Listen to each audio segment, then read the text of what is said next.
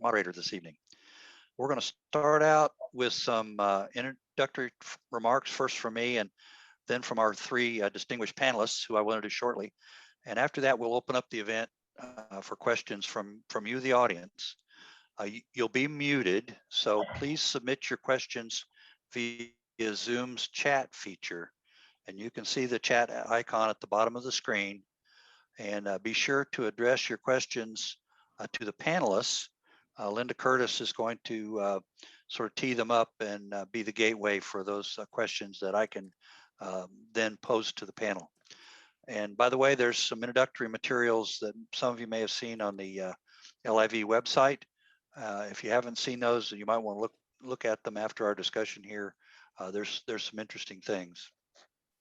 Of course, what we're talking about today is what's come to be known as Winter Storm Uri, which affected essentially every Texan in one way or another, that occurred just a couple of months ago with some pretty dire consequences. We had major electrical outages, caused billions of dollars in property damages, comparable to Hurricane Harvey, as I understood.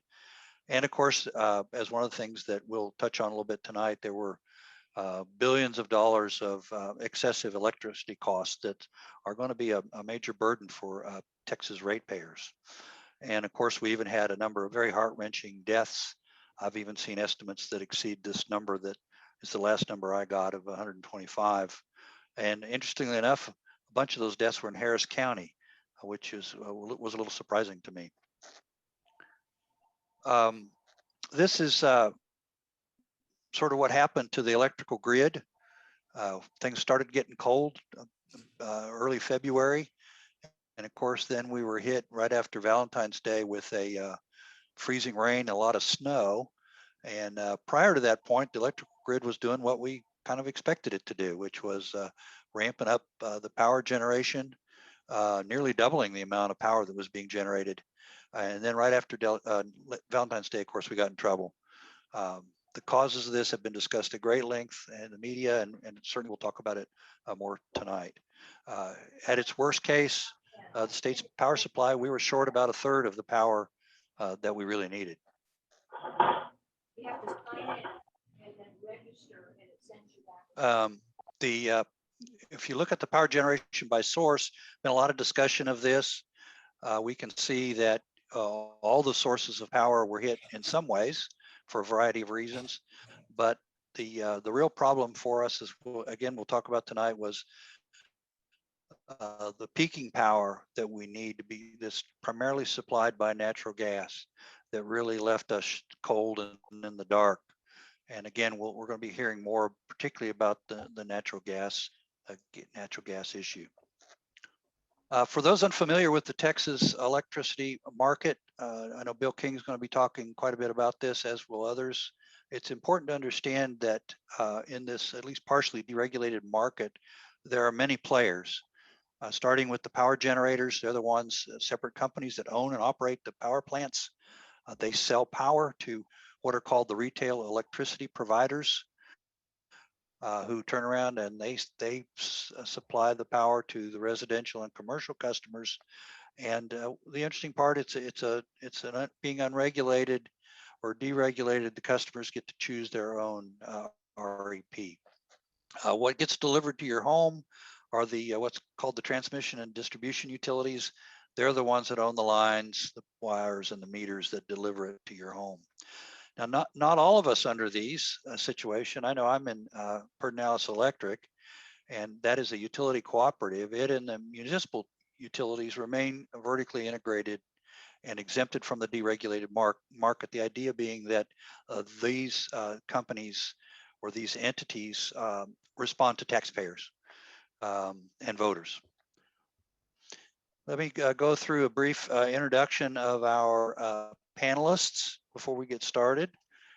We have three panelists. The first is Paul Robbins. Paul has been keeping Austin Energy on its toes for decades as a consumer advocate and environmentalist. In the early 1980s, he helped start the City of Austin's nationally renowned clean energy programs and has written extensively on green business and green technologies, as well as articles on clean energy and energy policy, food and the environment, recycling, and green building. And since 1995, Paul has produced the Austin Environmental Directory, basically a free gift to Austin residents. After Paul will be Virginia Palacios. Virginia is the executive director of Commission Shift, a new nonprofit focused on reforming oil and gas oversight in Texas through accountability at the Texas Railroad Commission. Virginia is a ninth generation Tejana from Webb County, one of the highest gas producing counties in the state. She has over 14 years experiences working on environmental issues, including 5 years as a research analyst at the Environmental Defense Fund's oil and gas team. Virginia was state and local policy manager at a regional energy efficiency organization called SPEAR, where she assembled a collaborative group of investor-owned utilities, energy efficiency companies, and environmental groups to discuss ways to advance energy efficiency policy in Texas. And lastly, we'll have Bill King, who's a lifelong resident of the Houston area. Bill has enjoyed a varied career as a businessman and a lawyer. He began his career with a turbulent and ultimately unsuccessful foray in the savings and loan industry in the 1980s. His experience in that industry is retold in his 2009 book, Saving Face. Bill became a published author in 2004 with the Houston Chronicle, writing about hurricane evacuation, which led to a 10-year relationship with the Chronicle and over 400 columns and editorials. Bill was a candidate for mayor of Houston in 2015 and 2019. In 2015, he came in second in the general election, but narrowly lost the runoff in the closest mayoral election in Houston history. Throughout his life, Bill has had a strong interest in a wide variety of social, environmental, and political issues. He has served on the boards of a wide variety of foundation and groups. In addition to those three, we have with us tonight Brandon Young and Shane Kaywood, who are part of a group called Texans for Fair Energy Billing, which is a coalition dedicated to correcting excessive billing practices that occurred during the winter storm. So any questions that are appropriate for those guys, we will direct, and they're standing by to very capably answer them. So with that, I will let Paul take over. I know he has one slide he would like me to show, which I think is, make sure I got the right one here. There it is. There's your slide. And Paul, you're muted. We'll turn it over to you. Paul, you're muted. Can you hear me? We can now. Thank you. Thank you. Good evening. I'm Paul Robbins. I'm an environmental activist and consumer advocate and have been since about 1977. To launch into the grid crash, at its worst period, Texas suffered an outage rate as high as 34% of total customers. Stunningly, while Texas was reeling, almost every US state had virtually no outages, including every state on the Canadian border and Alaska. No other state had come close to crisis levels in Texas in either total numbers of customers without power or the percentage of customers without power. And there are four main reasons. The first, you all can see the slide. The Texas ERCOT electric system, which serves about 90% of the state, is an island grid. It has a pathetically low amount of transmission capacity to import emergency power from other states or Mexico. This was intentionally set up this way because Texas did not want to be regulated by the United States Federal Energy Regulatory Authority. No other state in the mainland US does this. Second, the ERCOT market seeks the lowest price without regard to the amount of firm capacity provided or reliability. Since sustained, or should I say long-term reliability, since sustained winter storms like the one Texas was experiencing are relatively rare. Some power plant operators did not spend the money necessary to adequately winterize their generation units the way operators in other states did. They could save marginally and better compete. And so when the cold wave hit Texas, it was too cold to start or operate these particular generators. Third, in the case of gas generation, some of these operators did not provide an adequate supply of low-cost gas and then scrambled to buy it at scalpers' prices if they could even find it. And it was hard to find it because many of the gas production fields froze because, like the unprepared gas power plants, they were unwinterized. And Virginia, one of the other panelists, will speak more to this. And the fourth major reason is the vast majority of homes in Texas are heated with electricity instead of gas or propane. In 1960, less than 1% of Texas homes used electric heating. Today, it's over 60%. Our crippled supply could not begin to match the demand this horrific cold spell gave us. Now, one interesting wrinkle in all of this is the kind of power that stayed on. Now, please do not misunderstand this next observation. I've been a supporter of renewable energy since the 1970s. However, most of the insufficient capacity left online after the freeze,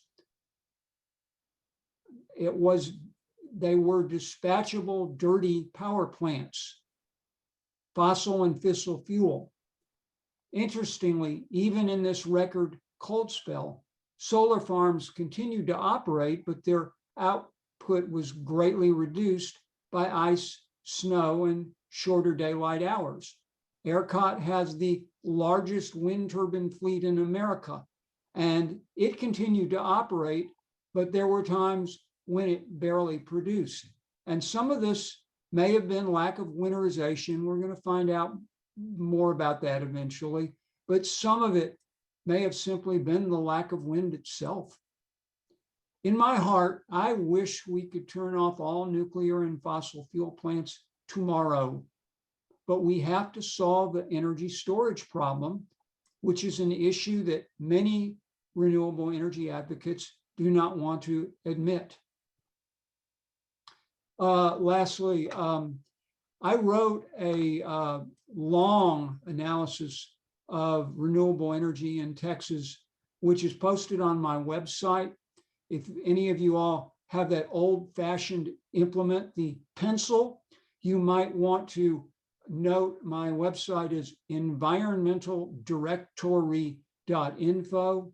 Again, that's environmentaldirectory.info, and go to the clean energy section. I appreciate your attention. Thank you, Paul. Appreciate that. Any of you that have questions for what Paul said, please send them our way. We will get around to it when we've got the short introductory remark. A little bit more about the natural gas issue and the Texas Railroad Commission. Thanks, Mark. I'm going to go ahead and share my screen just a second. Okay, can y'all see that? Is that a yes? Yes. Okay, thanks. Oh, it looks like it's reloading, just a sec. So I'm going to go over kind of some of the technical ways in which the natural gas system failed. My organization is, again, focused on reforming oil and gas oversight through accountability at the Railroad Commission of Texas, which is our state agency that oversees oil and gas development. They actually have nothing to do with railroads. And so that's important for y'all to know as voters. So first of all, from what we know so far from ERCOT data is that 20% of the offline electric generation capacity was out because of gas supply issues. And I want to just spend a couple of minutes just walking through the gas supply chain. So hopefully that'll kind of clarify some things for y'all. If we start over on the left with gas wells, we have gas coming out of the formation. Usually it goes through some flow lines on site at the well pad, and then it might actually go through a compressor station somewhere in the gas gathering line process. And that just gives it pressure to get over to the gas processing plant. From there, it'll go through a gas transmission pipeline. These are much larger, higher pressure pipelines that can carry the gas further distances.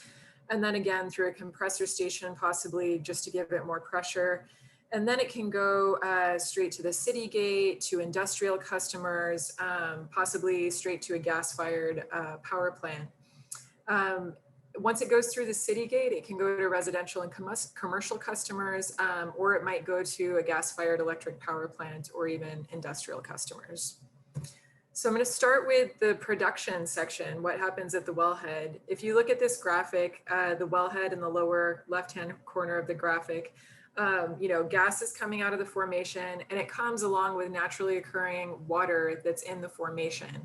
When that water comes up to the surface, it can freeze if there's very low temperatures outside and restrict the flow of gas.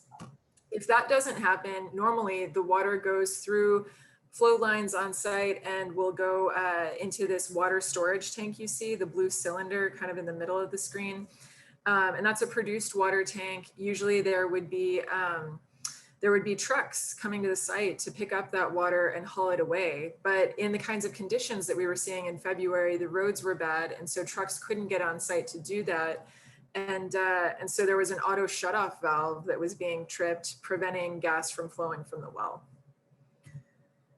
There are a number of techniques to winterize gas wells. Number one is just adding methanol to the gas stream to prevent that water from being able to freeze. You can also insulate flow lines, add heated housing. None of these methods are required in Texas right now. We've known about this since 2011 when Texas had a similar winter storm. It's relatively inexpensive to apply these technologies. The Railroad Commission has never required it. Compressor stations were another area where we saw failures. Again, compressor stations can accumulate a little bit of water in the flow as it's kind of dropping out of the gas. And again, there's like an auto shutoff related to these water storage tanks at compressor facilities. Most of these require electricity to operate. So this is where we were seeing major failures in this gas electric interconnection that we have in our system, where there wasn't electricity going to the gas supply chain. And so the gas supply chain couldn't provide gas to the electric generators. So this is a major failure in the system. Again, we knew about this in 2011, didn't do anything about it, and then experienced it again here in 2021. One of the other areas was critical infrastructure. One thing we kept hearing during these testimonies from the Railroad Commission was that these facilities in the oil field could have signed up on a critical infrastructure list and maintained their power throughout the whole period. But the Railroad Commission didn't make them do that. And the other interesting thing about these testimonies was that Chairman Craddock said that she didn't know that was an option, even though in 2019 she had begun a process with PUC Chairman Deanne Walker to ensure that oil field facilities could get on this list. So that was kind of odd to hear from her that. The other issue that I think we're going to see play out in some of this policy has to do with curtailment priorities. So this is a prioritized list that the Railroad Commission keeps of what kind of gas users get first priority for gas deliveries. And so the Friday before the storms, they put human needs customers at the very top of that list. And thankfully, most residences did not lose their gas service, their direct gas service during this. And then next was electric generation facilities serving human needs customers. But one of the problems was that some of these electric generation facilities had interruptible contracts, and anybody with an interruptible contract was at the bottom of the list. So even if they were serving human needs customers, if they hadn't filed the right paperwork And if they were interruptible, then they were still losing power. And so these were all the things that kind of happened that caused these gas supply failures. And I just want to reiterate, these are all things that happened in 2011 that we should have been prepared for. And that's all I've got. I'll go ahead and pass it back to you, Mark. Thank you, Virginia. Well, I'm sure there's going to be lots of questions on all of that. And Bill, it's your show now. So I think there's really sort of two lines of inquiry that we need to go down here. You get the first issue about why did this happen? And I think Paul and Virginia have done a great job of summarizing some of the reasons why this happened. By the way, ERCOT has been warned about this over and over and over. There was a consultant's report that came out in January of 2021. I mean, literally about a month before this took place, where they warned ERCOT, this is the only system in North America that doesn't have reserve capacity built into it. And you're at risk of this kind of thing happening in a major event. Now, frankly, they normally think about these things coming in the summertime, a heat wave, but obviously that reserve capacity applies to whatever situation comes along that would disable some of the generation capability. But we saw this in 1989, I think, in 2011. This happens every decade or so, and it's just gotten sort of pushed aside, and and everybody forgets about it when the next crisis that comes along. So there's all these issues that we need to talk about how do we winterize the gas wells, how do we make sure they're listed on the critical infrastructure. I mean, all of those things are sort of mechanical, and I think those things can be figured out with a pretty straightforward investigation about what went on. And I think Paul and Virginia have already identified a bunch of those for you. What I find more troubling and something that could, if it happens again, would be another true disaster, is the financial aspects of this. Because we have this market system in Texas where power is bid in, and that normally works pretty well. We have relatively cheap power compared to most of the rest of the country.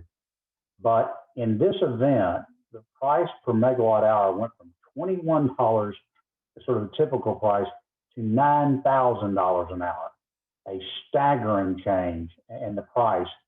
And that was all done through ERCOT. Basically, the executive director, and I guess the board had some input into it, set the price at $9,000. It appears that they kind of panicked and said, oh my God, we don't have power. We're going to raise the price to the maximum so we can get all these people, these generators, to get their generators back online. That didn't work. And as much as of a free market advocate as I am, there's times when the free market doesn't work. And when you have, extreme shortages, that's one time it doesn't work, because if all the generators are frozen and you can't get them to run, it doesn't matter if the price is $21 or $1,000 or $9,000. It's not going to make them start running all of a sudden. And then you have an additional question, which is that there came to be a point in time when the power was coming back on, and it appears that the grid was sufficiently powered, and yet they left that $9,000 price in place for another 32 hours, which is something like $16 billion. Over this period of time, just think about this for a second, about $50 billion changed hands on these transactions. That's like 5 times the amount of the state's rainy day fund, and transactions that were initiated by unelected officials without any kind of oversight really at all. And I think we need a serious investigation into this. I thought that former Speaker Joe Strauss said something the other day that I really agreed with. We don't need to be running off in this legislative session and passing a bunch of bills and think that we've solved this problem. I saw a bill where they were going to make the ERCOT board members live in Texas. That makes sense to me. I'm in favor of that. I think that solves nothing as far as the real problem goes here. What I think we need to have is a very detailed investigation of this over, several months, and then we need to come back and have a special session to consider what really needs to be done to reform the system. And I have some experience that I would share with you, which I think indicates that's the right way to go. Many of you will recall we had that terrible hurricane evacuation after Hurricane Rita, or during Hurricane Rita back in 2005. Had about 300 people lost their life in the evacuation. And just after that, Rick Perry appointed a commission to study hurricane evacuation and response and figure out what went wrong. At that point in time, I was the mayor of Kemah, which is a little seaside village. Some of you may know about, and I'd worried a lot about this issue. And so I got put on that commission. We spent about a year studying that. Then there was another regional task force just for the Houston area. And out of that came a whole host of reforms and rework of our evacuation plans. And then Hurricane Ike came along 3 years later under the new plan, and the evacuation went relatively smoothly. So you can solve these kind of complicated problems, but you've got to have politicians that have the guts to have an objective after action report about what actually happened. I don't see anybody having the guts to do this, especially when somebody has to unwind what happened to $50 billion.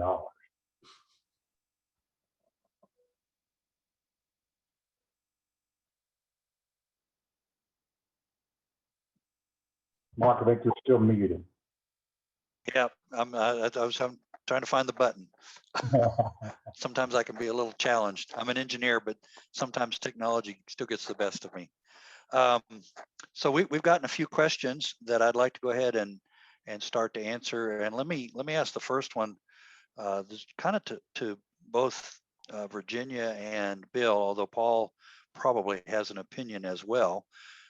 And it had to do with what authority that ERCOT has with regard to weatherization, and really what authority the Railroad Commission has as well.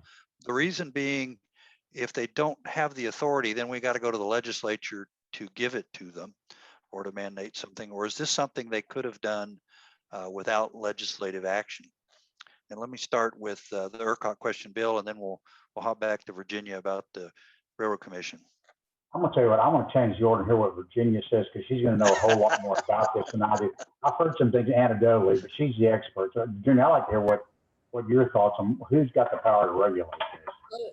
Yeah, I can speak to the Railroad Commission. So honestly, I think the Railroad Commission has already had all the statutory authority they need.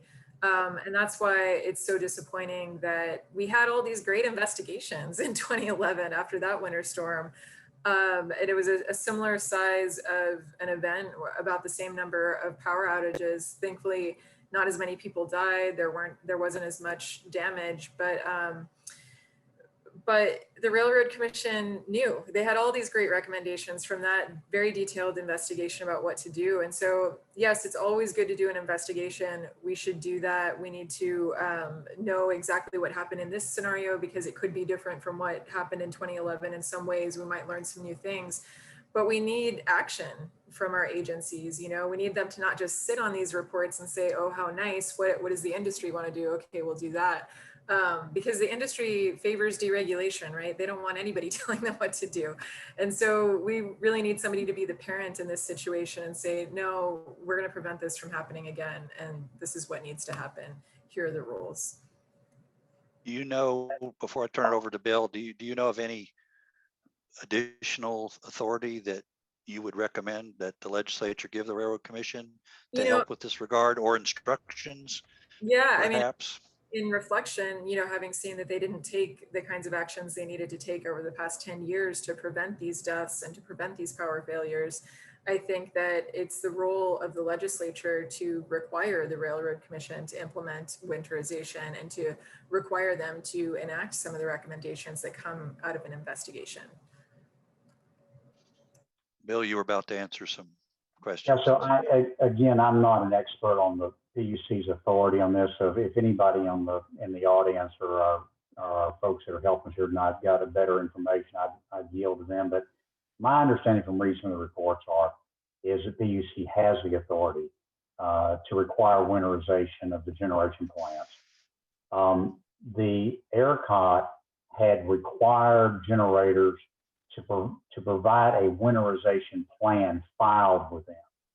And there was apparently some cursory review of those. But my understanding, I think I found this in one of the consultants' report, is there were no visits out to assure compliance, no inspections.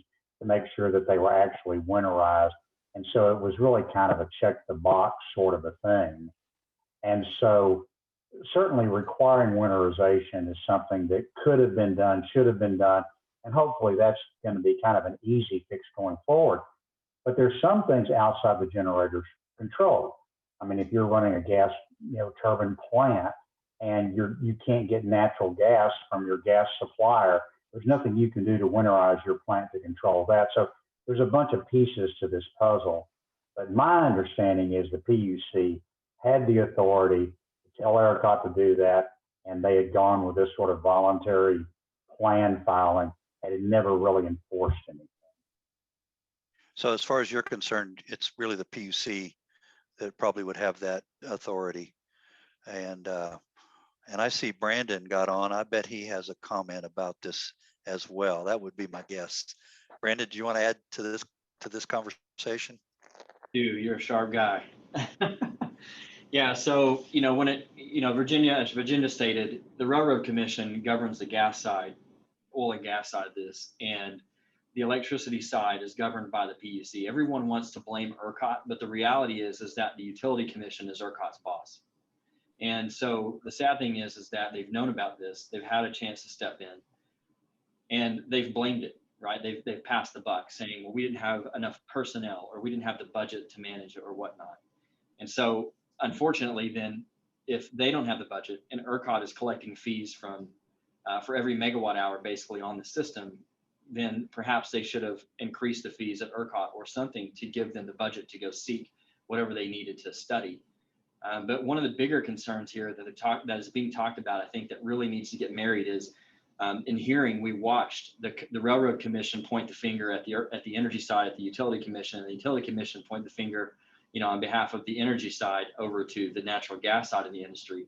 And there needs to be collaboration at the highest level between those two organizations. They need to be forced to talk to each other because there is no one size fits all answer here.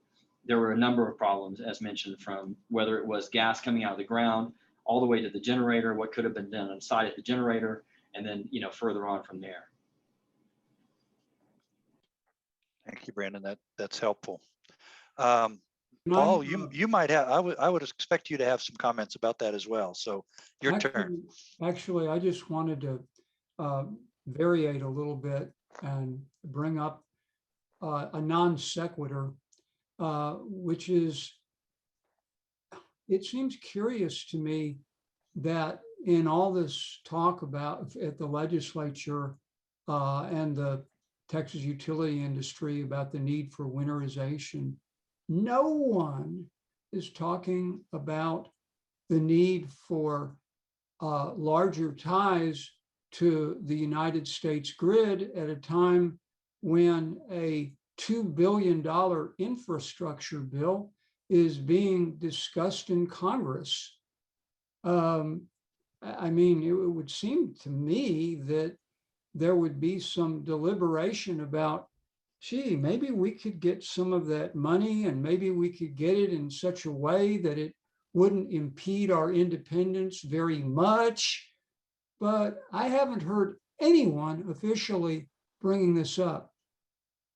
And for that matter, you all don't have to discuss it either. I just wanted to raise a point.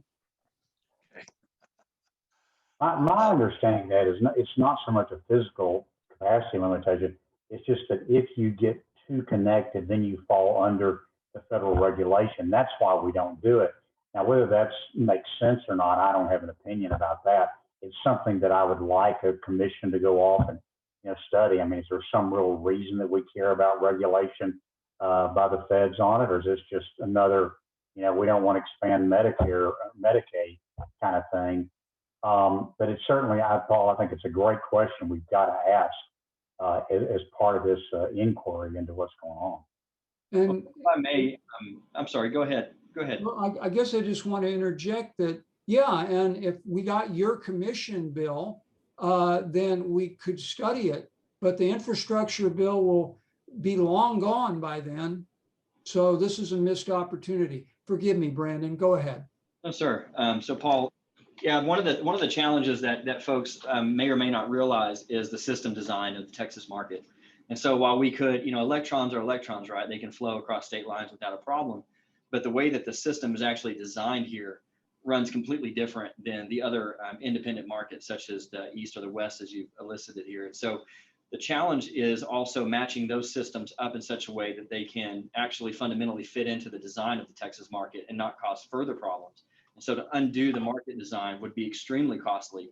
What has really gone on, I'm very much for renewable energy, but the challenge is that the state got so much renewable energy so fast without the ability to store that power that it's made profitability at the generation level extremely limited. And so what I think has happened inadvertently is there's been an onslaught of these renewable generation resources coming online that have been subsidized in such a way that it's made the other resources non-competitive. And therefore, because they weren't required to make investment, they didn't make investment. And then we got left in the situation that we're in. And so it's a balance that hasn't been found.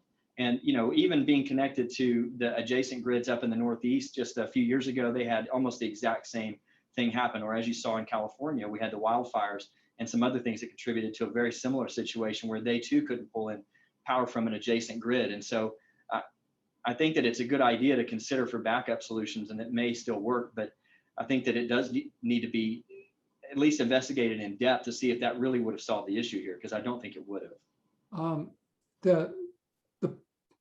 I partially agree with you, Brandon. I do want to point out, though, yes, wind power isn't dispatchable, and it is cheaper, and it undercuts dispatchable electricity. But we're designed, the whole market design is in such a way that it seeks the lowest price no matter what. So it's not something that is detrimental in renewable energy itself. It's detrimental, in my humble opinion, to the market structure. Well, I think Paul's got that 100% correct. Here's the issue. Look, I'm a free market guy. I believe it's the best system for allocating resources. But there are times when the free market doesn't work. And, Adam Smith said that in The Wealth of Nations when he wrote it way back in the 1700s. And one place it doesn't work is when you've got what's basically really a monopoly system or utility system like we have here. And if you have renewables coming in and they can produce it super cheap when the wind's blowing, but it's not there all the time, then you've got to some way provide for that dispatchable, what Paul describes as dispatchable energy, be available at a price that people are willing to invest in it. And you've got to figure out how to pay for that cost. And ultimately, the people using the power are going to pay it. And whether you tack that on to what the wind people have to pay or some other way, that's a debatable issue that you've got to work out. But to just say we're just going to let the market take care of it, that's not going to happen in this kind of environment. It's going to break down, as we saw so dramatically here. And especially, look, we have anti-gouging laws for times when you have extreme scarcity. And this was basically legalized gouging was what took place here. The producers, the users at the end of the day got gouged a price that the market really didn't justify, in the sense that it didn't produce any more power. If you'd have left it at $1,000 an hour, we'd have the same amount of power. And one thing I think we need to ask is, why were the ERCOT people making those decisions, and who got that money? Who were the people that walked away with the billions of dollars on here? I looked into this a fair amount, and I can't figure it out. I think somebody needs to ask that question. I think people that are being asked to pass bonds to pay for this cost, I think we're entitled to know where that money went. The old movie, Follow the Money. Virginia has been waiting very patiently. I think she had some things she wanted to say. So I'll make sure she gets the floor here for a little bit. Sure. I wanted to respond to this question about whether it's advantageous for Texas to remain as its own separate grid or to join the other interconnections. And I think, some of this has been covered in this conversation, but other other folks in the environmental community have said, actually, it's been good for Texas to get isolated because some of that has allowed us to build out more wind, which has helped us to improve air quality. Obviously, this is energy that doesn't pollute groundwater as much. It doesn't come with as many climate warming emissions. There are lots of benefits to wind energy, right? But like Brandon said, we haven't set up a plan in our state to really make renewables work. You know, most of the energy framework that we have in our Texas is all about ensuring that fossil fuels stay on top. And so we haven't made plans to build out battery infrastructure. We haven't made plans to make sure that renewables can do well in this state and actually be reliable. In fact, we've seen more policies to make sure that that doesn't happen, in spite of the fact that this market system actually really worked in some ways to build out the kinds of transmission lines that we needed to be able to make wind more affordable. And so, so it's a give and take, it's a push and pull. I think, you know, the one thing that seems to be a common thread in this conversation is that we need better data analysis, we need to have the frank conversations, and we need to have good decision making. We need to have less of this ideology of, you know, well, natural gas should be on top or wind should be on top. We need to make the good decisions. And, you know, I think one thing that's maybe missing from this conversation is that the solution to this problem might not be more natural gas. I mean, most of the power failures that we saw were from thermal generation. A lot of the figures too that were being reported by ERCOT were about wind potential, not what we actually expected to see from wind. And so it's a little difficult for the public to know how those power sources are compared because we're seeing potential, not what we actually expected. And so, you know, one last thing that I want to say about natural gas is the Railroad Commission was getting all kinds of pats on the back for providing any natural gas at all during these power outages. And I just think it's ironic, you know, if an airplane crashes halfway to its destination, we don't applaud the airline for getting its passengers halfway there, nor should we applaud the natural gas industry or the Railroad Commission. Very, very good. Let me ask a related question that one of our audience has asked. Do we expect to have similar issues at some point during extremely hot summers?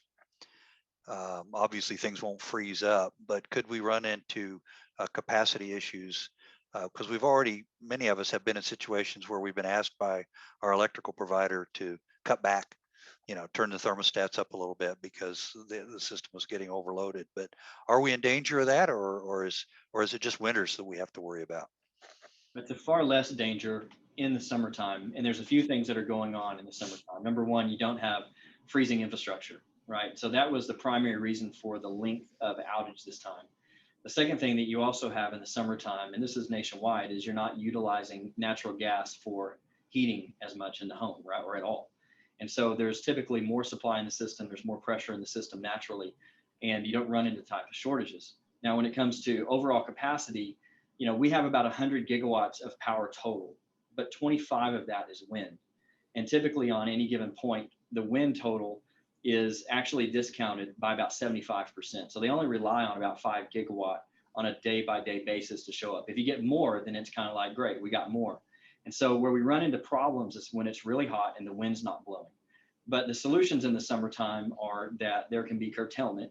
And so anything that is not one of the first things that they ask to do. So you may have a very large industrial plant that they ask to go offline, and they get paid to do so in order to provide their power consumption back to the grid for firm loads, such as homes or hospitals or things like that. But there is still very much a risk of running into brownout or rolling brownout scenarios in the summertime, but it will never be as long because at night it gets cooler, industrial and commercial load goes offline, and then everybody can kick their air conditioners back on at home, and they can also rotate it in a lot more, I would say, a lot more methodical process so that not one section of the grid is sitting for so long without power. So let me ask, go ahead, Bill. Generally speaking, wind is going to be more reliable in the summertime. I mean, you've got, you know, you're heating up the atmosphere and it's moving the air around. I can just tell you from being a sailor all my life that, you know, you're going to see wind a lot more in the summertime. The problem when a cold front comes through, you might get a big blast of wind as it comes through, but typically right after that, the wind goes to nothing. You think about, you know, after a cold front, it's typically dead still for some significant period of time. And what I've heard anecdotally from some of the wind people, it wasn't so much that the wind turbines were freezing up. It's just there wasn't any wind blowing. The wind wasn't blowing. So I think that the winter storm is a much more serious problem.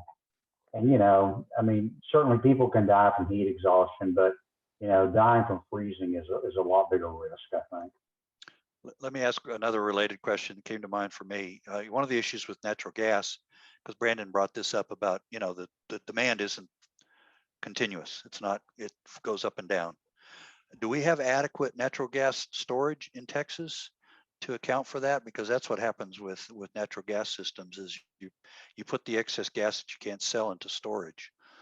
Virginia or Brandon, do you, either of you have any information about that? So one of the things that did happen was storage, withdrawals from storage did ramp up during this. And I think that's why we also see the Railroad Commission saying they produced more energy during this phenomena than maybe ever before. Energy, by the way, is the amount of electricity over time, whereas capacity is electricity at one point in time. And so, you know, they were able to keep like a certain amount of capacity in the grid over long periods of time because it was cold so consistently throughout those days, and they were able to pull from their storage. But I'm not sure how long that would have lasted, right? If you're not able to refill your storage with new production. And so Right. I think that's a great question. That's something that, you know, we deserve to have answers to, is like, how long would our storage really last? Couple technical points to you, Virginia. I believe that approximately 15% of all the gas used in America is stored at one time or another. There's considerable capacity. I can't give you an exact answer as to how many days or months. Regarding something Bill said, just to nuance this, I believe the way the Texas wind regime works is that the Panhandle does have lackluster wind in summer months, but that the Texas coast is high during or higher during summer months. Makes sense. Just Yeah. For your information. Typically when it is the hottest, I mean, you think about, you know, you watch the weather events move in and you have a high pressure system sit on top of us, and then it gets dry and then it gets hot. That's also a time when there's no wind. And so that's what we can watch, is we can watch prolonged periods of no wind in the summertime, which can be, again, it's a problem, but the problems for us only peak for about 3 or 4 hours, and then the load curve starts to subside, and then air conditioners can come back on. And so 3 or 4 hours, while it would be hot and uncomfortable, typically is not something that's going to, you know, put people at risk of life and death, especially if you're registered, you know, if you're a higher risk and you're registered with the state for your critical care needs. You know, I want to counter that a little bit because you know, and it's hard to know, right, without any numbers in front of us, but I do think that extreme heat is still something that we have to be careful for, especially, you know, I'm down here in Webb County near Laredo. This community has a 30% poverty rate. It's a very hot climate anyway down here. We're a semi-arid desert, you know, 115 degree summers for like months on end is not unusual for us. But still, there's a lot of people that rely on window AC units, you know, and there's a lot of people who don't have window AC units. So, you know, if you can imagine that, like that puts people at risk. And I think, you know, we're also seeing temperatures trending upward. I've had the privilege of seeing some 30-year climate data for Laredo recently, and we're seeing a greater number of nights per year where the temperature never drops below 80 degrees. And that gets really dangerous for people who are elderly and, you know, maybe don't have an air conditioner in their home. And I guess, you know, the other sort of analogy with that extreme heat with this winter condition is that, you know, 2/3 of the deaths that we saw were people of color. About half of the deaths were elderly people. And so we always have to think about communities that are not as well resourced, that are more likely to be poor, and that are in a sensitive health population like elderly people. Absolutely. Let me get back to the regulatory and political discussion a little bit more. If for no other reason than there's a large number of bills before the legislature right now. And let me start with some of the ones that I'm interested in. There's at least one bill that would merge the Railroad Commission with the PUC. So I'd like to get people's comments about whether they think that's a good idea or a bad one. There are some bills that would make PUC commissioners elected rather than appointed. And there are some bills that would change the number of people that are on the Public Utility Commission. So maybe I'll start with Bill, if you have any comments about those, and I'm sure Virginia, having studied the Railroad Commission, will have some I'm thoughts really as curious well. what Virginia said. I had actually thought about that because I saw the same finger pointing between the Railroad Commission and PUC. I thought, that was all under 1/10. They wouldn't be doing that. So I think that's something that, again, I'd really like to look at seriously because of the interface between them. I think that I'm not really in favor of electing anybody else in Texas. Oh my God, in Harris County, our ballot is pages and pages long. We elect, every judge and members of the Education Commission and all that. I think we got too many people to vote for already. So I'm not in favor of adding any more elected officers in these positions. So for the first question with merging the Railroad Commission and the PUC, in most states, what we have is called the Railroad Commission. It's called the Oil and Gas Commission or the Department of Mineral Resources. And the primary jurisdiction of an agency like that is to regulate mining. Oil and gas development is considered a mining activity. And so sometimes those agencies also have some jurisdiction over pipeline safety. So keeping track of the number of leaks on gas pipelines and making sure that there's no incidents and dig-ins and things like that. But for the most part, anything that has to do with gas utility service in other states, it goes with the PUC. And that's been a recommendation throughout our Sunset Advisory Commission reviews for the Railroad Commission for a number of years now.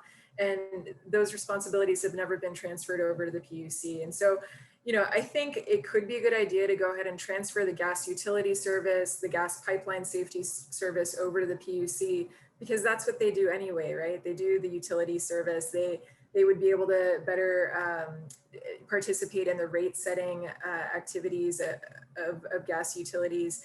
And right now, the kind of oversight we have from the Railroad Commission on setting gas utility rates is pretty weak. For the most part, they're hands off when it comes to the major cities in Texas. And then they do have jurisdiction over rural areas and smaller local distribution companies in Texas. And so we're not really getting a lot from the Railroad Commission on gas utility oversight as it is. So I think that could be transferred to PUC, but all the mining stuff they do, protecting groundwater quality, preventing the waste of gas through, activities like flaring. I think that kind of stuff could stick with an oil and gas commission like the Railroad Commission. So you would be in favor of transferring some of their activities to the PUC. Yeah. I've even sometimes argued that their pipeline stuff ought to be Department of Transportation as much as. Yeah, and so the way the Department of Transportation federally handles this stuff is that it gives some states authority over intrastate pipelines, so any pipelines that start and end within the state. And so right now the Railroad Commission has that authority over the intrastate pipelines. But I do want to answer the elected question because, I've been thinking a lot about how the Railroad Commissioners are elected. And back when this system was first started in the very early 1900s, when the Railroad Commission got authority over gas pipelines and oil pipelines, actually, they were initially formed as an appointed commission. And then at one point they kind of switched over to be an elected commission, and the governor allowed that, knowing that he could buy the elections of the commissioners. And I think, we're still in a situation where industry can buy these elections. I mean, the Railroad Commissioners can accept campaign contributions year round. There's no limits on when they can accept these contributions. They can accept contributions from any company that has a case pending before the commission. And so I think we would need to have better boundaries around these campaign contributions if we did move to an elected PUC. Bill, you look like you were chomping at the bit to say a couple of things.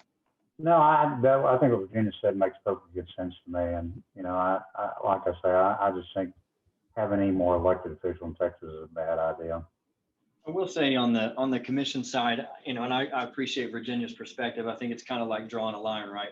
If they're drilling in the ground or if they're getting it connected to the system, maybe that stays with the Railroad Commission. But at least once it makes it into the pipeline and becomes a part of public consumption, whether through, you know, an electric generator or something, at least needs to be in the same house. So at the Utility Commission.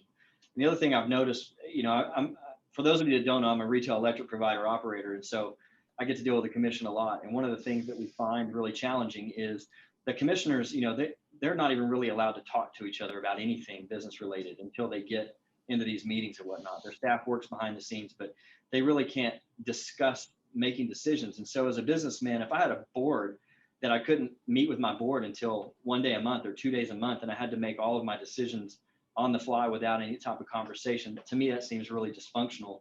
And so I don't know if that's a function of only having 3 commissioners, needing more commissioners, if they should be appointed versus elected. I think if they're appointed, at least you've got one throat to choke. And right now they come through the governor's office and get confirmed by the Senate. And so I see, kind of Bill, your point, you know, how many more people can we investigate whenever we go to the ballot box, and how many people really do the work to do that anyway? So we've had, in the last few days, we've had some movement on the PUC commissioners. We've had one, Will McAdams, who has just been approved by the Texas Senate committee that approves nominations. It was unanimous. And just this afternoon, Abbott has appointed a guy, I think his name's Peter Lake. You're like, You probably know Brandon. And does anybody have any comments or insight into whether these 2 commissioners might be a step up from what we had before? well, and Peter is also being nominated for the chair. So this would be officially to replace DeAndrea. And I unfortunately don't know a lot about these guys. I've done some light investigating, but it would be, you know, ill-attempted if I try to give you any in-depth. Okay. And we still have one more to go, as I understand it, Correct. that Abbott still has one more to appoint. And to Virginia's point, they are reviewed and by the Senate. So it's not the sole power of the governor to do it. All right. We've had a number of other questions related to, let me just see where we are. There's a lot of them coming through. Some questions about, as climate change hits us more and more in the future, can we expect more and more problems with the electrical grid? Is it going to have to be more robust? Are we going to have more standby capacity to deal with more extreme weather events? Or is this something that's a once every 50-year kind of activity? Paul, maybe you have an opinion about that. Yes. Okay. Not to complicate it too much, but it is unfortunately inevitable that weather events are going to become more and more extreme. I'm gonna hearken back to the day just before ERCOT began, when, to my knowledge, all Texas utilities had to stand on their own.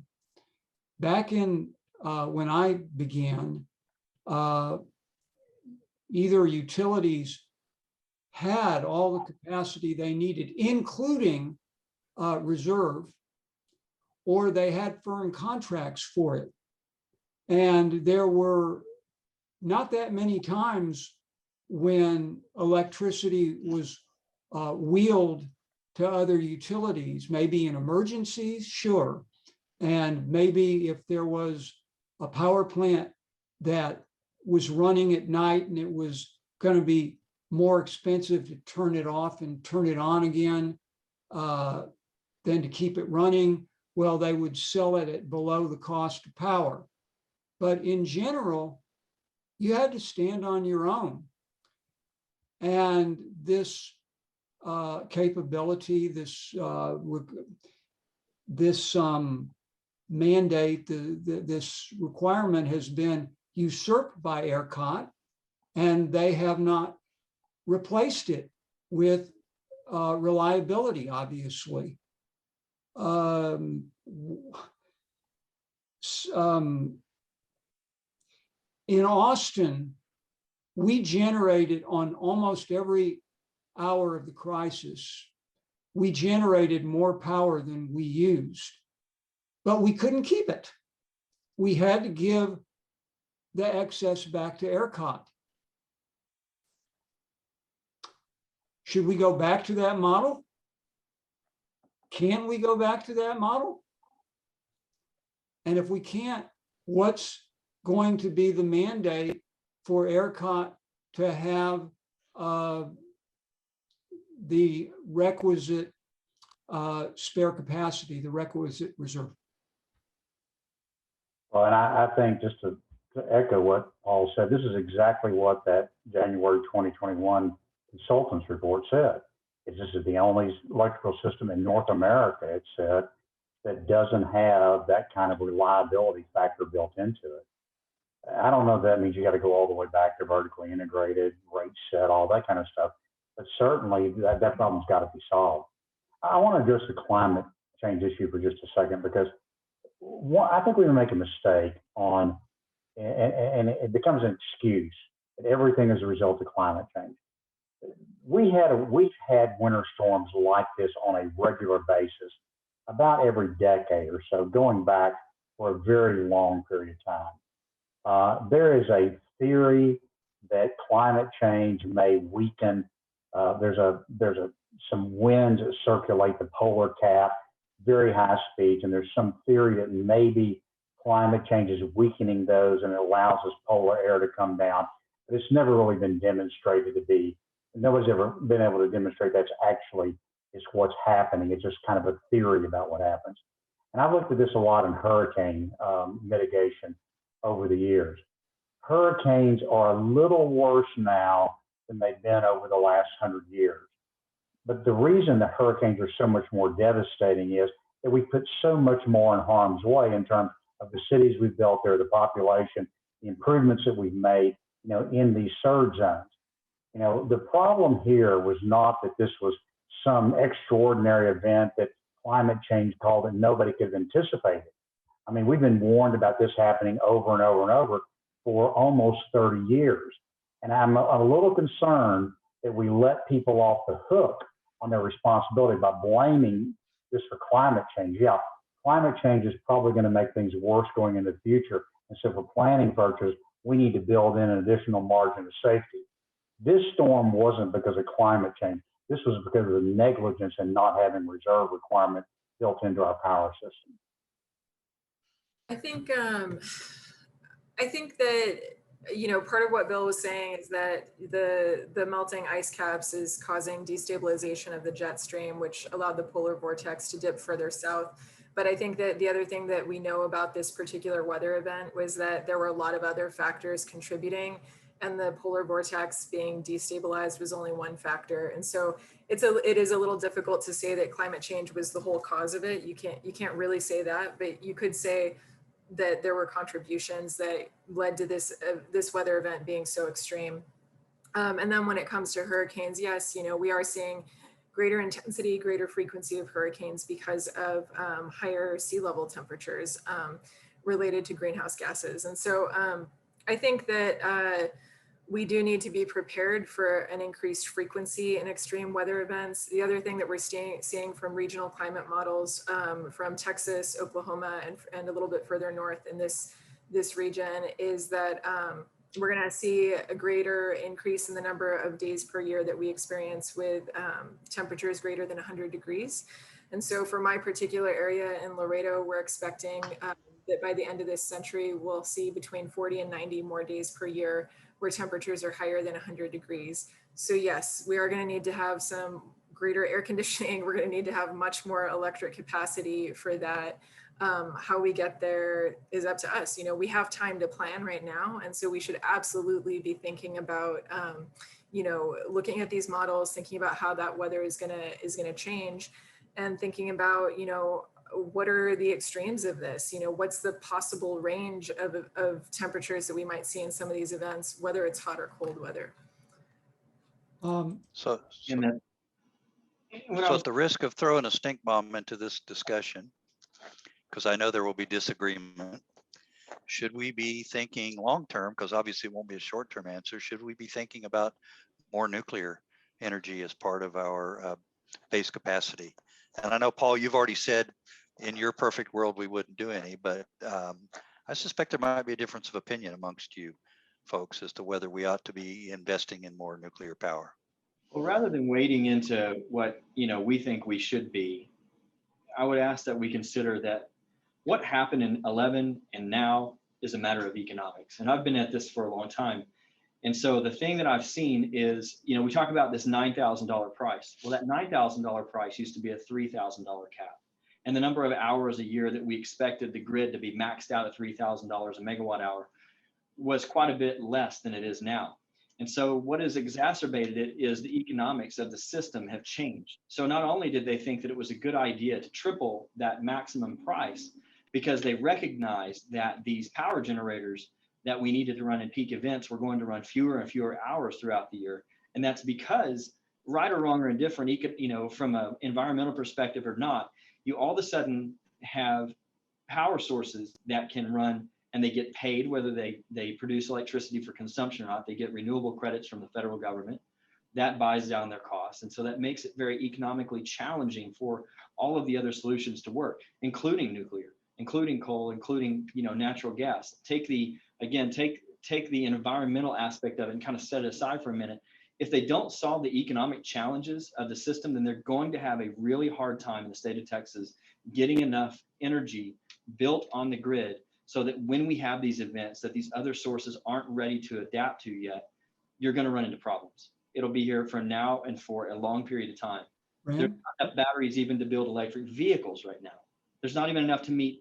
Tesla has already said they can't even meet, the United States cannot even meet 50% of the electrification goal that is set right now for 2030, just for batteries for cars.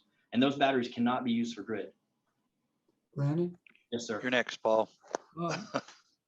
Well, a couple things, but to respond to you, I think you and I would mostly agree on the economic part. I guess the question, and it goes back to what Bill has been hammering away at, is should we require it? I mean, the reserve margin, I'm trying to go back. I think it used to be like 15%. Correct. And maybe we should just, instead of trying to use these artificial mechanisms like a $9 cap, maybe we should take that away and just order this to be done. It would be a little complicated, but it has to be ordered to be done to prevent wreckage like this in the future. Just also want to touch back to something that Bill said. I, a few years ago, read a report by the Swiss reinsurance company that tried to show dramatic climate events over the decades, and they really have increased. I could send you a link to that report, Bill, but things really are getting worse. Well, I'm not saying they're not getting worse. I'm just saying, and hurricanes is the area that I know really well. And if you track hurricane incidents in the last 100 years, it's frankly more that they're getting a little bit bigger than they're getting more frequent right now. And the NOAA just recently issued a big report about looking at these hurricane events. But the amount of increase pales in comparison when you're talking about the damage being done to the amount of new infrastructure we have placed at risk in the path of the hurricanes. I agree. If the 1900 storm came ashore in Galveston today, it wouldn't be 9,000 people killed, it'd be 90,000 people killed. And so, yeah, I'm not in any way being a climate change denier or any of that. All I'm saying is there are other issues involved here. And look, to your point though, Paul, about ordering it, if I'm understanding this consultant's report that was just filed a month before this happened, every place else in North America, the generators are ordered, to have that excess capacity. And here's why, this is why it's important when you look at a market model. Let's just say that, let's say Paul and I have generating plants. And Paul says, well, I'm going to be responsible and I'm going to build in that 15% excess capacity. So that costs him money. That means he has to raise his rates to be able to pay for that. I say, the hell with that. I don't care about having the excess. If I go down, I'll just go down and be out of business for a few days. I don't spend the money that Paul is right. And so I'm able to undercut him in the marketplace. That's an example where the market doesn't work. But by ordering everybody to have the same kind of reserve capacity, then Paul and I have the same cost. Now, one of us may do it more efficiently than the other, and that's great. That's how the market works. But at least we both have to meet the same requirement. We're competing on a level playing field and not having this completely unfair competition of one person being responsible and the other one being irresponsible. So what do y'all think of the Warren Buffett proposal? I know it didn't get a good hearing at the legislature, but he was proposing to come in and build out extra capacity paid for by a tax, essentially, on everybody's bill. So, I mean, here's what I think. I think just because you're adding more capacity, it doesn't mean that it's going to be online during the extreme weather event. If you're not winterizing your generators, if you're not winterizing your supply chain, you're going to still have the same problem. So we need to require winterization if we're going to require anything. And then the other thing is, our issue here might not be adding more generators. It might be investing in energy efficiency. I mean, if we all had buildings if we're all living in homes that were up to code or exceeded code, we would not only have, homes more well insulated to extreme weather events, but like heat or freeze, but also, if you look at Hurricane Harvey, we had houses right next to each other. One was built to code, the other one wasn't. And the one built to code was still standing, And so these are resiliency things that we can do that would be well worth our money, is just to invest in energy efficiency. Yeah, I mean, in this storm, we had enough energy and enough capacity to meet the majority of the needs. There was a time when we ran out, and it was because when we reached the top of our thermal stack and we got into the renewables, then the renewables were having problems. That's where the renewables actually didn't. But if everything else showed up, then it would have been a shortage at the top of the stack because of renewables. So we would have gone through this event had we been winterized, had there been fuel tanks on site, had the pipelines and whatnot been prepped for this.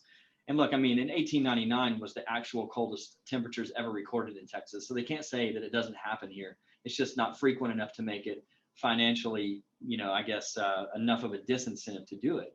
And so, you end up in a situation where, again, we had enough. But with that said, it is energy efficiency alone that has kept the state afloat, because we have not added enough enough thermal generation over the past years, which is why, according to you, Paul, you're right, the reserve margin has fallen below that magical 15% number that ERCOT likes to be above.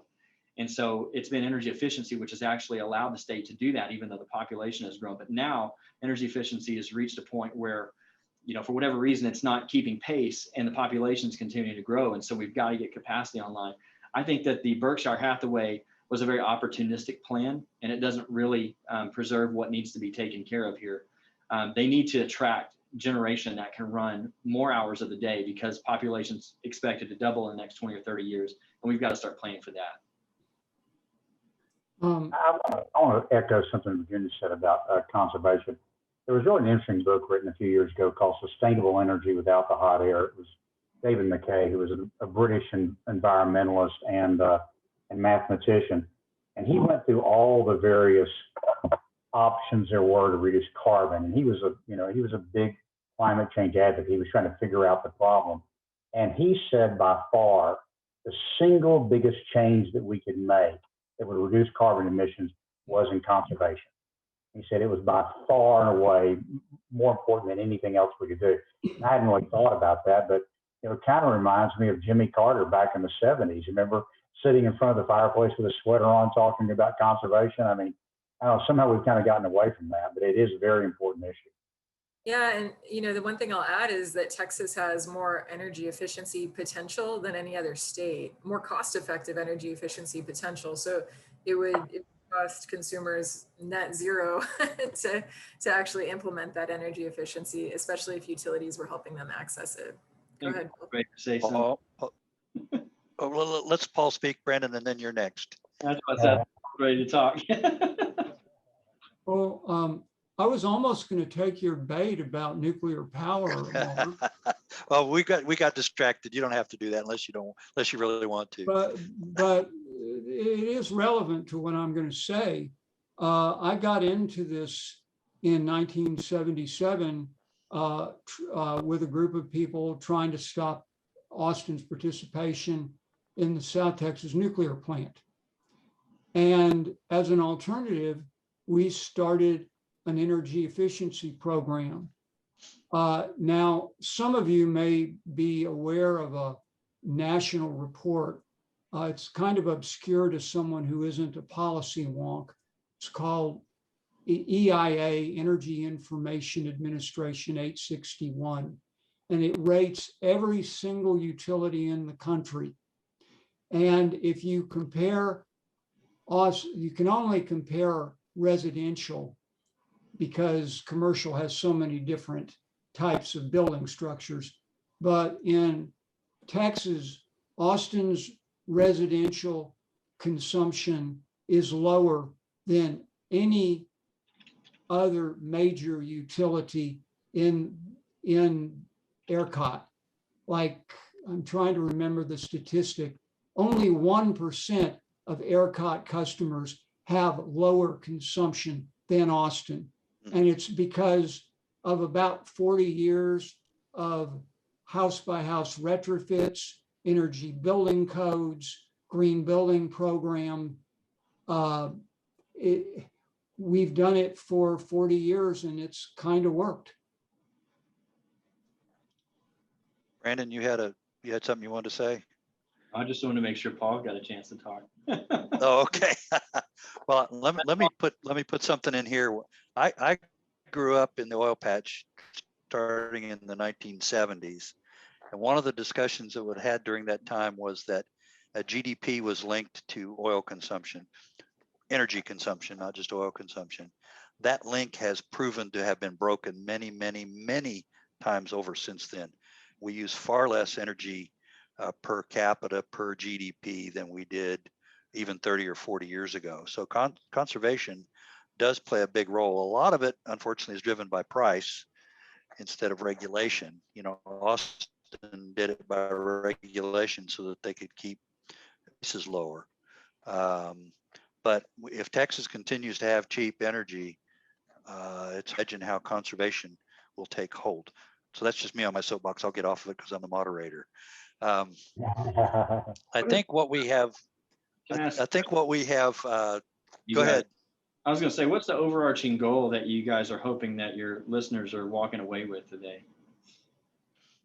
I was about to just touch on that. I think one of the things that Linda is going to talk about in just a few minutes is where do we go from here? In other words, what do we do? I mean, I think one of the things that we can see from this discussion is how complicated the problem is. There's a lot of moving parts.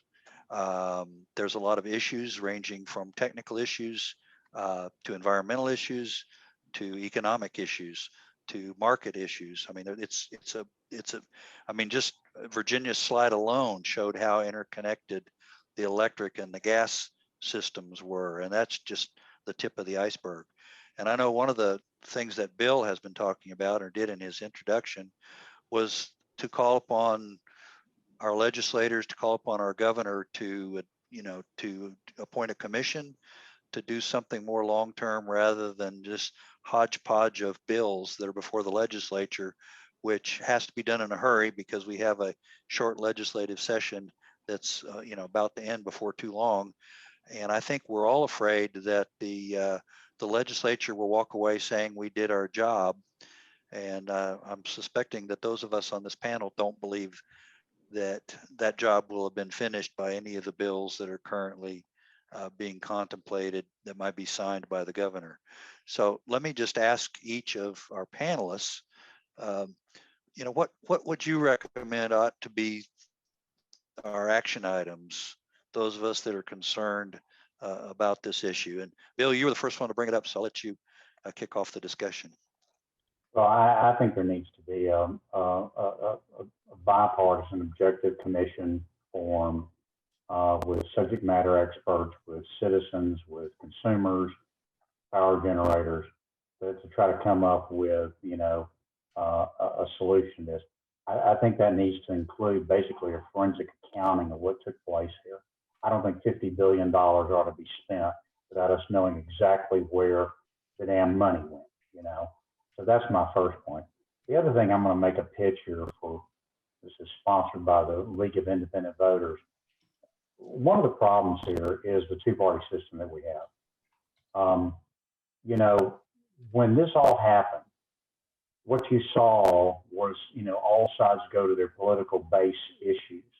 You know, instead of talking about this, all of a sudden we're talking about voting suppression, voter fraud, transgender athletics. You know, here in Houston, we had a complete failure of our water system because the generators and about a fifth of the plants failed.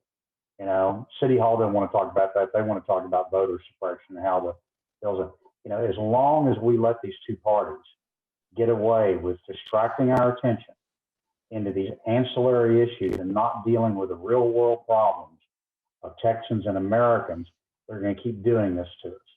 And it's time that we stand up and say, enough, we're not going to put up with this partisan, hyper-partisanship that concentrates on fringe issues and not the main things that we're worried about as Texans and Americans. Virginia, would you like to, you have any comments about what you think? And let me ask everybody to think about what, not just what the legislature and the PUC ought to be doing, but what we as taxpayers and citizens and voters ought to be doing.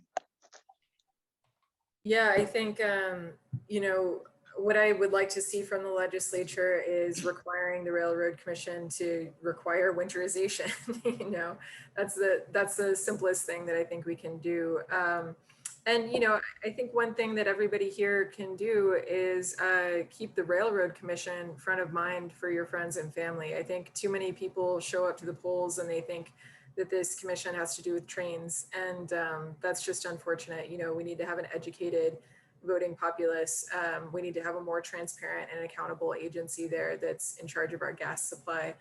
You know, and quite frankly, in response to what Bill said, I mean, if people aren't able to vote, if we don't have access to the polls, if we don't know how to register to vote or how to get an early voting ballot or an absentee ballot, then none of this is going to change. And so voting rights are extremely important. And in fact, I would say that they're fundamental to all of this. Paul, your comments? I am in agreement that there should be a commission formed. I am in agreement that winterization is primary, and it may unfortunately be the only thing that comes out of this legislative session, although it remains to be seen how it's going to be enforced. If this were a perfect world, we would also deal, if Bill King gets his commission, we should be dealing with things such as energy efficiency, transmission ties to the rest of the country, and energy storage. It ought to all be on the table. Brandon, Yeah. Brandon, do you have a last minute go to? I know Linda's going to talk about some of the stuff your organization is doing. You guys have got links to some legislative information and that sort of thing, which ought to be real helpful. But do you have anything to share to that before we turn it over to Linda? Yeah, so, you know, Bill asked at the start of this, where did the money go? And I can assure you that that the retail providers don't have the money. But our job is to collect that money from our consumers and then pay for the energy costs. And so we've been hit with costs that are far exceeding what we can readily collect from our customers. And so now that goes downstream. Well, many of the companies that own the retail providers happen to also own the generation, like Vistra and NRG. And so they're undoubtedly going to be recipients of this. But I think it went outside the electric industry. I think much of it went to the fuel industry. And as we saw, natural gas prices in the state reached in the hundreds per unit, and it was normally $3. And so I think that citizens should be very concerned about where this money is going, especially on the back that you've got considerations being asked for where the legislature is being expected to raise additional money to actually go do the winterization when that very portion of the energy grid received a bunch of this money in the first place on the backs of Texans already. So they're trying to get it twice. And so we need to be very diligent about where is this money going? Where are these bills showing up to ask for money? And what does it ultimately mean? And so if I were, speaking to just common voters, it would be those things. More importantly, we have rules. We have commissions, both in the railroad and the PUC. They have full authority to exercise their duty, and they did not do it. The Public Utility Commission, the first one, is the Public Utility Commission, not the Generator Commission, not the Transmission Commission, not the Natural Gas Commission. It is the Public Utility Commission, and we deserve more. Shane, I saw you have popped up. I assume you had a little something you wanted to contribute to. Yes, just wanted to, was just conversing with Linda and just conversing with Linda in the background here. Just wanted to make sure that answered one of the questions that's been asked in the background is about what we can do, and you're all discussing that now. I would recommend, of course, reaching out to your legislators. And thanks to TexFeb, the Texans for Fair Energy Billing, and Brandon's leadership, there is actually a means for that where anybody in the audience here could actually just put in their name and address and email, and it automatically sends out an email out to their state legislator, the state senator and representative. You'll see exactly what's sent there, and you can modify it if you wish and add your own personal impact story. And it'll connect you with your legislator by phone with a script that'll help you in the discussion. So we're trying to make it easy for everybody to reach the legislators, put the pressure on this. Thank you. And we're getting right down to the end. Linda said she could do it in a minute and a half, which is about how much time we have left. So Linda, I will turn it over to you. I can share the screen. Have those two slides. Let me grab it here for you. I'll just go ahead and start yammering. Can y'all hear me? Yes. Yes. Okay, so here's the thing. If y'all go to texfeb.com, they have a cool portal there that allows you to not only contact your legislators, it identifies them and you send them an email, but then it will help you call their office.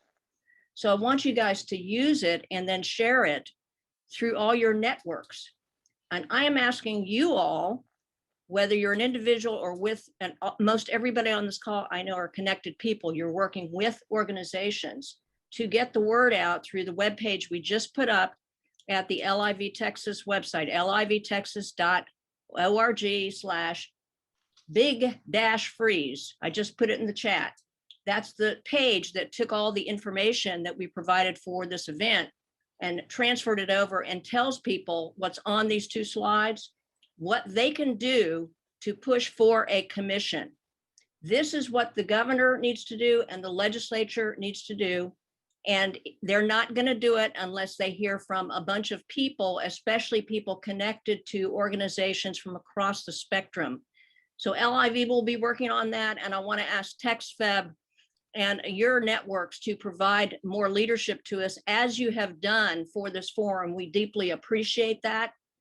And I'll leave you with one thought, because I said I was going to do this in a minute and a half. Texas is not blue or red, it's purple. It's always been purple, because most voters in Texas do not salute a party. And they're probably always going to be that way. So now it's time for the parties to woo us and for us independents to get organized to start swinging some elections. And if they don't do something about this, issue that affects every single person in the state, we need to be ready in 2022 to swing some elections. Thank you all for joining us. Really Thank you, appreciate Linda. Let me thank the audience for all their questions. I'm not sure we got to all of them, but there's two that I would ask Bill and Paul. We had a number of requests for Paul's report on climate change that he referred to. And we had a number of requests for Bill's reference to a consultant's report that was given to ERCOT in January. So if we knew that information, if you could send it to Linda, and she can either make that available on the website or be able to answer questions from folks. And if there are other questions people would like to ask, maybe everybody will be, excuse me, there's my sneeze. It's Austin, springtime. Everybody be able to answer some of those questions. And I want to thank all the panelists. I want to thank Brandon and Shane for being with us as well. And I hope everybody has a good rest of their evening. And thank you, David Jones, our host. Yes, indeed. Thank you, David. I learned a lot from you all. It's good to meet you. Good to meet everybody. Everyone. Good night, everybody. Have a good evening.